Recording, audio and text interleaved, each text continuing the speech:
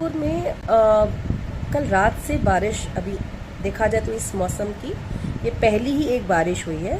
और जैसे ही हर बार की तरह जैसे ही ये बारिश हुई आज उस एक बारिश में ही पूरे बिलासपुर की पोल खुल करके सामने आ गई। क्या बस स्टैंड, क्या अधिकारियों के बंगले, क्या यहाँ के जनता के घर, सब का सब पूरा बिलासपुर डूब गया। सरकार बड़े बड़े दावे करती है लेकिन पूरे सिटी को, ये स्मार्ट सिटी है आज की डेट में। ये जो बोल रहे थे स्मार्ट सिटी के दावे कर रहे थे कि स्मार्ट सिटी बनाया गया, स्मार्ट सिटी ये किया गया।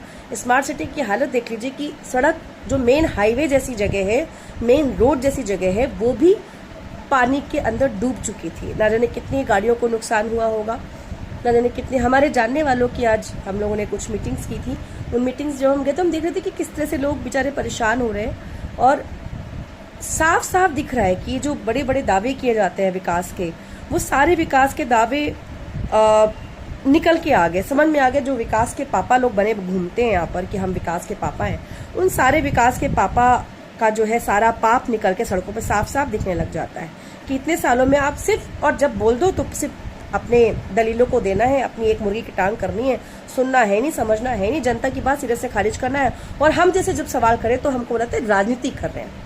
भाई राजनीति तो हम कर रहे हैं, क्योंकि जब आप सवाल करेंगे गंदी राजनीति पर, जब आप कुतर्क करेंगे और कुछ भी बोलेंगे तो ऐसा नहीं कि हम कुछ भी मान लेंगे। हम नहीं कह रहे हैं, पूरी जनता के सामने आज बिलासपुर का हाल दिख रहा है।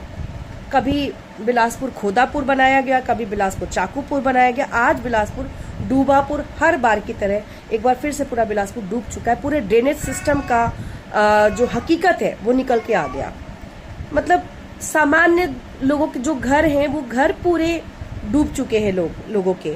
सरकंडा से लेकर के इधर आप हाईवे तक चले जाइए, बस स्टैंड पे चले जाइए, पूरा बिलासपुर का चौतरफा हाल बहुत बुरा है, बहुत बेहाल है।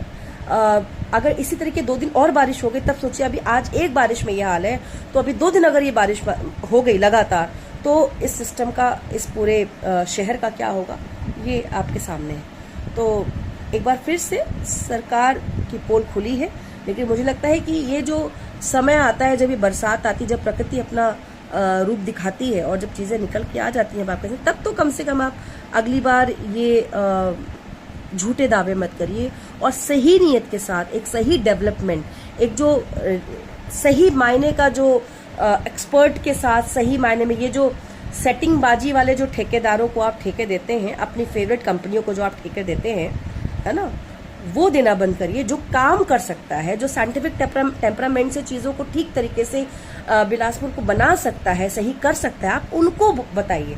दावे तो आप स्मार्ट सिटी के करते हैं, स्मार्ट सिटी के नाम पे कितना पैसा आया और कहाँ चला गया, ड्रेनेज सिस्टम के नाम पे कितना पैसा आया, आज उसके दावे आज पूरे फेल हो चुके। तो मेरा कहना है कि सरकार इस बहाने कम से कम अपना सही चेहरा आईने के सामने खड़े होकर के देखे और खुद को समझे कि वो क्या दावे कर रही है और क्या हाल निकल के आ रहा है। और इसमें किसी का नुकसान नहीं, इसमें नुकसान है तो सिर्फ किसका, आम जनता का। सरकार के किसी नेता का, किसी मंत्री का, सबकी जेबें खूब बढ़िया भर रही हैं, ठेके पे ठेके पास कर रहे हैं। हर साल, हर 5 साल में जब चुनाव होते हैं तो आप दावा करते हैं हम रोड बनाएंगे, हम सड़क बनाएंगे, हम नाली बनाएंगे। वही ढर्रे वाली राजनीति, वही रद्दी से मुद्दे जिनपे हर बार पॉलिटिक्स होती है, पर वो मुद्दा कभी ठीक होता ही नहीं, ना रोड कभी बन पाती। जीवन में हमने कोई ऐसा चुनाव नहीं देखा जिसमें रोड बनने की मांग ना हो, जिसमें नाली बनने की मांग ना हो, जिसमें ड्रेनेज सिस्टम ठीक करे। बावजूद बिलासपुर का ड्रेनेज सिस्टम, यहाँ की रोड्स, यहाँ का Bilaspur so called smart city आज पूरा डूबान पर है, पूरा डूब चुका है और ये डूबापुर बन चुका है। तो बहुत बधाई बिलासपुर की जनता को और यहाँ के नेताओं को हम दे सकते हैं कि हमने जिनको चुना था, जनता को इसलिए बधाई कि आपने जिसको चुना उन्होंने देखिए क्या स्थिति करके रखी है। जनता को भी सोचना पड़ेगा, ये सवाल सिर्फ नेताओं के लिए नहीं है, ये सवाल जनता के लिए भी, कि उसको भी सोचना पड़ेगा कि जिन दावों को देख करके, जिन मांगों को देख करके आप वोट करते हैं, क्या वाकई में वो पूरे हो रहे हैं या सिर्फ हवाबाजी में भाषणबाजी हो रही है। और नेताओं को सोचना पड़ेगा कि थोड़ी भी शर्म है तुम्हारे अंदर तो आईने के सामने खड़े हो जाओ। अगर इंसानियत है, नियत है काम की, तो अपने पापों का पश्चाताप करो और प्रायश्चित करके, पश्चाताप करके वापस से इस काम को ठीक करो। ये जो पूरा पोल खोल निकल के आई है इस बारिश में, इसको ठीक कैसे किया जाएगा, इस पे काम करो। भाषण नहीं, भाषण बन के और अंधभक्त बन के जो आप नेता बन जाते हैं ना, ये नहीं चलेगा। और जनता से भी कि अगली बार जब आप वोट करें तो आप भी सोच समझ के, मतलब आज देश की शिक्षा के लिए सोनम वांगचुक लड़ रहे हैं, लेकिन अगर शिक्षा मंत्री की बात कर लो तो उनको इन चीज़ों से कोई मतलब ही नहीं होता है। तो एक देश में जिनको ये काम करना है वो काम वो कर नहीं रहे हैं, और इसलिए जनता को और तमाम जैसे लोगों को, हम जैसे लोगों को सवाल करने पड़ते हैं। ये स्थिति मत बननी चाहिए कि आप हर मुद्दे पे हम लड़े, आप लड़े, हमेशा एक चिक चिक चिक चिक करते रहो, तब आपको कोई लड़के कोई चीज़ मिल रही है तो मज़ा नहीं आता उसमें। जब आप वोट करते हैं दिल से और आपको बदले में वो काम 1 महीने से शुरू होता दिख जाए और दिखे कि भाई ठीक है ये आदमी लगा हुआ है काम में, तब तो जेन्युइन है। काम ही नहीं हो रहा है, बरसात आते साथ 4 गड्ढे अलग खोद देते हैं, गड्ढी आपकी कहीं गाड़ी गिर जा रही है, कहीं आपका नाली डूब जा रही है, कहीं आपका घर डूब जा रहा है, कहीं आपकी गाड़ियों में इंजन पहुंच जा रहा है, गाड़ियां खराब हो जा रही है। तो ये तो स्थिति है। तो नेताओं से कहना है कि शर्म आ जाए थोड़ा सा, तो देख लेना, ये घूम लेना, पूरे शहर को देख लेना, आपने क्या तबाही मचा रखी है, क्या आपने विकास किया है पिछले। अब ये कहेंगे कि भूपेश बघेल की सरकार थी, वर्तमान के लोग कहेंगे भूपेश बघेल की सरकार के जो विपक्षी दल के जो सदन में बैठे लोग हैं वो कहेंगे इनकी सरकार है। भाई दोनों की सरकारें थी, और सॉरी भाजपा वालों, तुम्हारे पास तो मतलब रमन सरकार में भी तुम थे, अभी फिर से तुम्हारे पास है। 15 साल तब आपने देखे, अभी 5 साल होने को हो रहे, आप यहाँ बने हुए हैं, तो कम से कम थोड़ा तो सवाल खुद के लिए भी कर लो। और कांग्रेस के दल के लोगों से कहना है कि जब आप भी यहाँ पर थे तो आपका भी स्थिति वही था, कोई बहुत अंतर नहीं था। 5 सालों में अगर आपने कुछ किया होता तो शायद वो स्थिति नहीं बनती जो अभी बनी हुई है। तो एक अच्छी पॉलिटिक्स की शुरुआत तो किसी ने की ही नहीं ना, काम को लेकर के सिर्फ आरोप प्रत्यारोप की राजनीति है और उसी पे सब जीत रहे हैं। सबसे बड़ी चीज़ है कि यहाँ पर पैसा बांटो सबको, सारे नेताओं को लगता है अरे ये सब कुछ नहीं होता, ये सब जो है मुद्दा कुछ नहीं होता, कोई लड़ने से नहीं होता। चुनाव आएगा, सेटिंग करेंगे, पैसा बांटेंगे, चुनाव आयोग घोषित करता रह जाए कि इतने लिमिट है तुम्हारे चुनाव की, इतने लिमिट में आपको चुनाव लड़ना है, ये नियम है, वो नियम है। सारे नियम हमारे जैसे लोगों के लिए होते हैं, लेकिन सबको पता है कि दारू भी बटता है, मुर्गा भी बटता है, 1000 5000 जैसा वोट का कीमत लगाई जाती है और वोट पड़ जाते हैं। और इसीलिए शायद हमको भी सोचना पड़ेगा, जनता को भी सोचना पड़ेगा, और साथ ही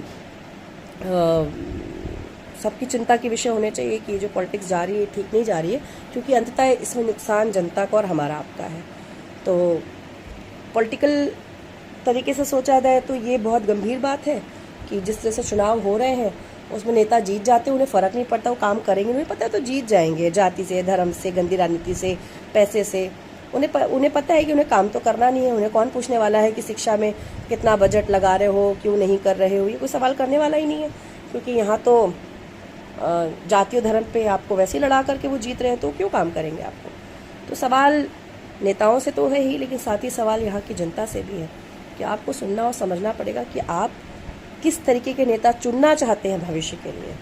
ये जो अभी चल रहा है, या वो जिनके पास कुछ दूरदर्शिता है, कुछ विजन है, कुछ करना चाहते हैं, कुछ नियत है।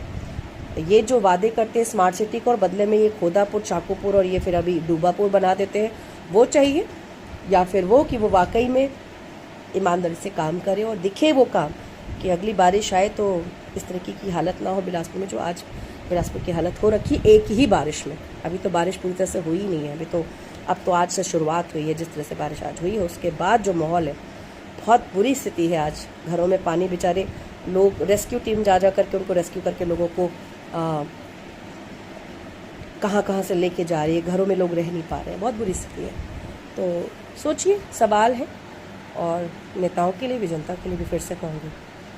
तो पोल खोल तो हो गई, लेकिन ये जो दावे हैं, इन दावों को अगर नेता नहीं करता है, उसकी चमड़ी मोटी हो चुकी है, तो उसमें उनको पूरा कैसे कराया जाए, उनका कान पकड़ के उनको सड़क पे कैसे लाया जाए, उनसे काम कैसे कराया जाए, ये तो हमको, आपको, यहाँ की जनता को ही सोचना पड़ेगा। Thank you.